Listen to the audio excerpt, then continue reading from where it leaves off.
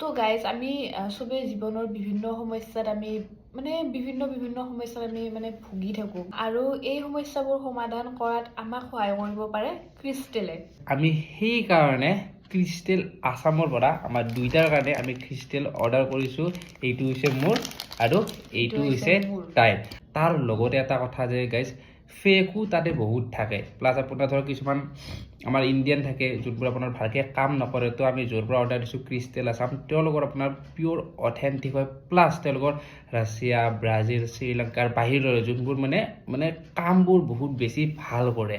আৰু গাইজ আৰু যেতিয়া আমি এই ক্ৰিষ্টেলটো ধাৰণ কৰিম তেতিয়া আমি এইটো বিশ্বাস ৰাখি কিনে এইটো ধাৰণ কৰিব লাগিব যে মই যিটো মোৰ সমস্যাটো যিটোত মই ভুগি আছোঁ, যিটো কাৰণে মই আজি ক্ৰিষ্টেলটো লৈছোঁ, সেইটো বিশ্বাস কৰিব লাগিব যে মই সেই সমস্যাটো অভাৰকাম কৰিম। চাওক আমি দুইটাই ক্ৰিষ্টেলটো এনেকৈ পিন্ধি ল'লোঁ দুইটাই। আৰু গাইজ মই কৈছোঁ আপোনালোক